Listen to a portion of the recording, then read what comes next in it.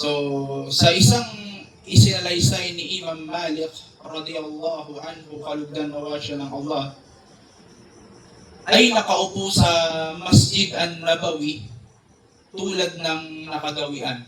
So, si Imam Malik radiyallahu anhu ay nagtuturo ng mga hadith. Okay? Habang ang kanyang mga mag-aaral ay talagang nakikinig. Parang ganito sa atin. No? Kumbaga, na kung saan merong isang tao na biglang sumigaw. Sabi ng tao na yun, may dumating na isang napakalaking elepante. Sabi ng tao na ito, subhanallah. So yung mga estudyante, yung mga bata, nagpuklasan sila. Kumbaga, yung ginagawa nila pag-aaral. Nag-aaral sila parang ganito, parang ganyan sa atin. Nakaupo tayo lahat. Nung may sumigaw, may malaking elepante. Nagtakbuhan yung mga bata. Subhanallah. Diba? So, nung panahong iyon, ang mga taga-Madina o yung mga tao sa Madina ay hindi pa sila nakakakita ng elepante. Kaya nung marinig nila, nang may sumigaw, may malaking elepante, nagtakbuhan sila ngayon doon sa labas. Subhanallah. At dahil doon, inusisa nila, nagtakbuhan yung mga tao na ito, yung mga mag-aaral na wala doon sa kanilang klase. Subhanallah. At iniwan nila ang pagtitipon ng kaalaman maliban sa isang mag-aaral. Sa isang tao na kung saan yung mga kaklase niya nagtakbuhan, pero yung isang tao na ito ay hindi siya tumakbo. Siya si Yahya ibn Yahya al-Laythi. Tinanong siya ni Imam Malik, Yahya ibn Yahya. Sabi niya, bakit hindi ka lumabas kasama nila? Subhanallah. Kasi yung mga kasama nila na nag-aaral na parehas niya, tumakbo nang marinig nila na mayroong malaking elepante doon sa labas. At sabi ni Yahya, sumagot siya nung tinanong siya ni Imam Malik.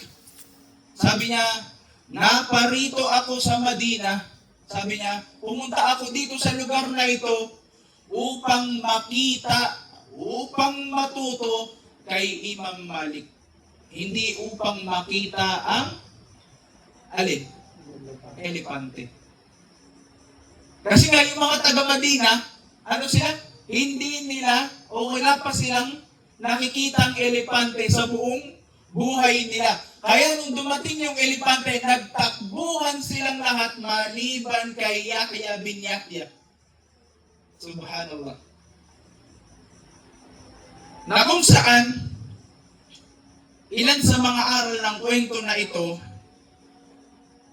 ang buwan ng Ramadan ay buwan ng pagsamba at pagpapalapit sa Allah subhanahu wa ta'ala.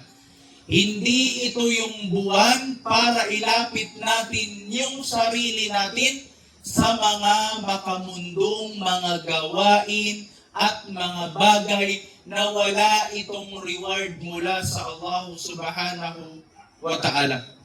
May mga tao, wallahi, may mga tao na katulad ni Yahya ibn Yahya na ang kanilang pinagtutuunan sa kanilang buhay ay ang kanilang layunin kung bakit sila naroon sa lugar na yun.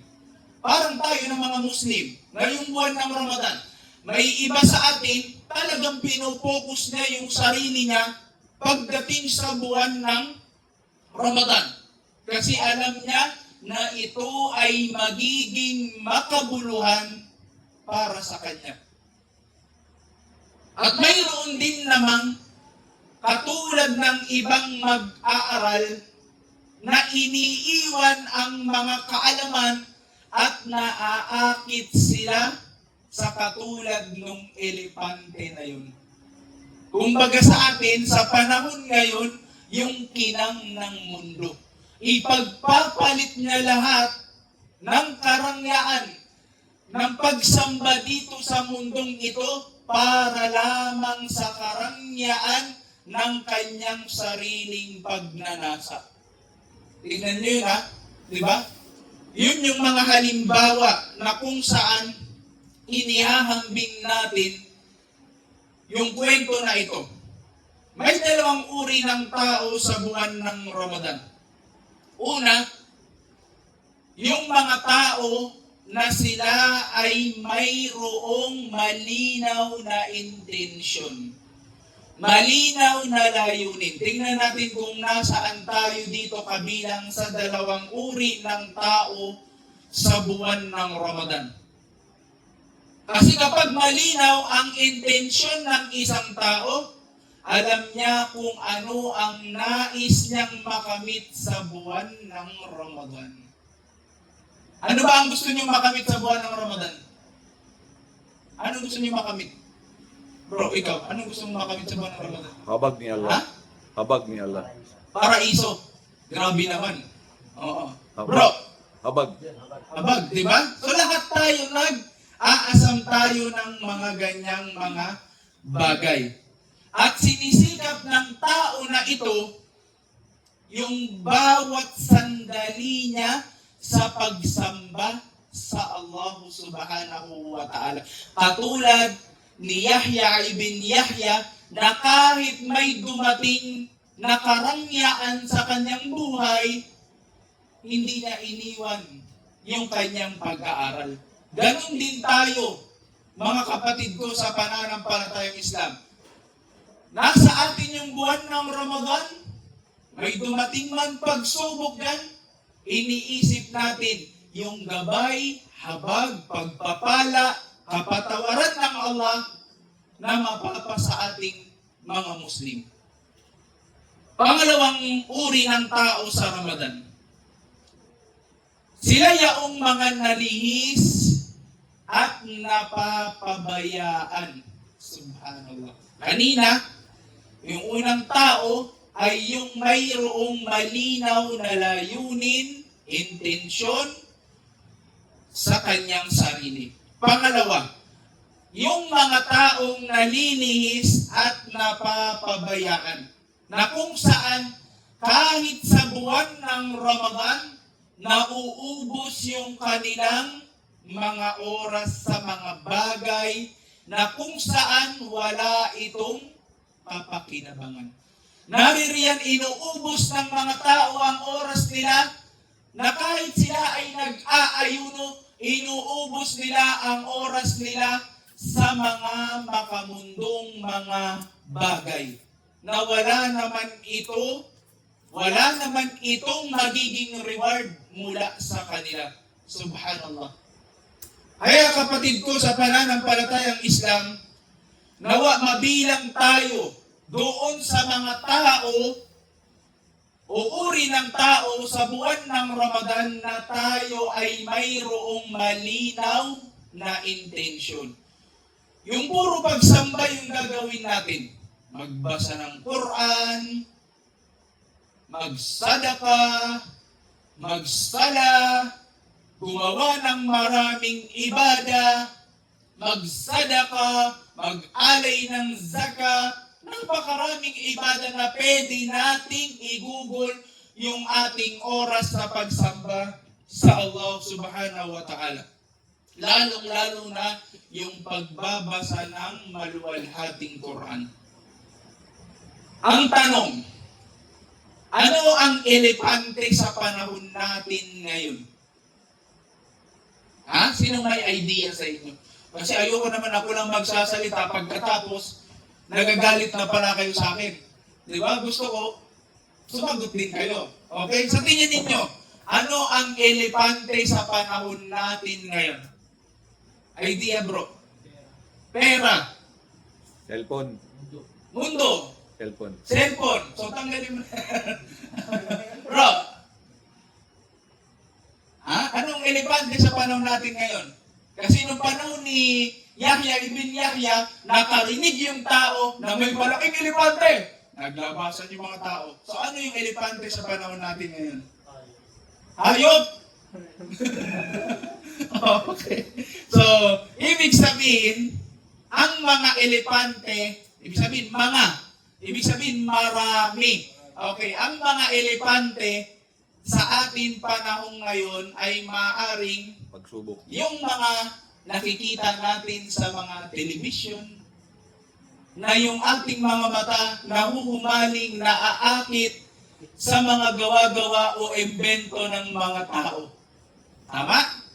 O di naman kaya yung mga serye ng mga palabas na ating binabantayan. Anong episode na ba? Episode 1, episode 2, umabot na ng iba't ibang episode, subhanallah.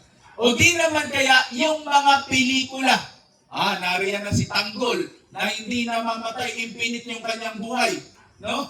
Subhanallah. Yung mga drama. Ayan, mahilig yung mga sister nito, kaya madrama yung kanilang mga buhay. Okay. Ganun ba yun, Sheikh? Subhanallah. Okay. Ano pa? Yung mga elepante ngayon, tumutukoy siya sa mga musika na kung saan yung mga tao, kumakanta sila.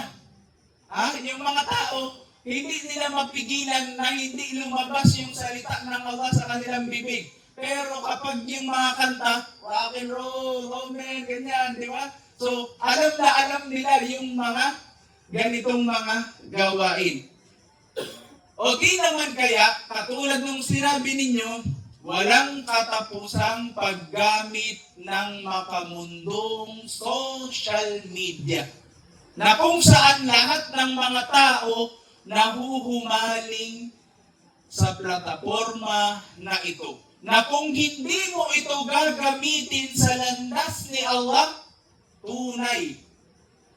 O aking kapatid sa pananampalatayang Islam, mapapabilang ka sa mga nangalugi dito sa mundong ito. Allahu Akbar.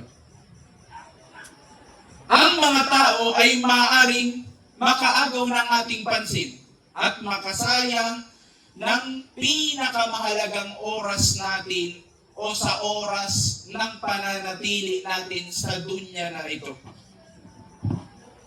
Kaya naman, mag-ingat tayo sa kanilang kinang pang-akit sapagkat maaari nilang nakawin, maaari nilang kuhain ang mga sandali na dapat sanay inilaan natin sa pagsamba at pagpapalapit sa Allah subhanahu wa ta'ala.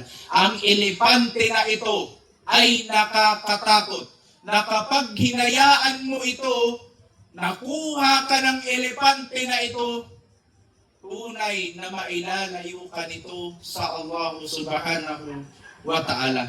Bilang pangwakas, bilang panghuli mga alipin ni Allah subhanahu wa ta'ala, ang Ramadan, tandaan natin, ay isang pambihira, okay? Isang pambihirang pagkakataon na kung saan hindi natin tiyak kung next year, muli pa tayong aabot. Ang Ramadan, ito ay panahon ng pagdarasal, pagbabasa ng Quran, paghingi ng kapatawaran sa ating mga nagawang kasalanan, at paggawa ng kabutihan. Gayon din, pagpapalapit ng ating puso at ng ating sarili sa Allah subhanahu wa ta'ala. Kaya naman, bilang panghuli, huwag nating hayaang masayang mawala sa atin ang mga biyayang ito na ipinagkaloob sa atin ng Allah subhanahu wa ta'ala. At huwag nating hayaan na masira ang ating mga pagsamba sa Allah subhanahu wa ta'ala nang dahil lamang sa isang elepante ng ating panahon. Naway pagkalooban tayo ni Allah subhanahu wa ta'ala ng katatagan, layunin sa ating pagsamba, tamang focus at kakayahan na piliin ang mahalaga kaysa sa mga nakakaakit, ngunit wala namang kabuluhan. Wallahu ta'ala a'lam bis-shawab. Assalamu alaikum warahmatullahi wabarakatuh. Waalaikumsalam warahmatullahi wabarakatuh.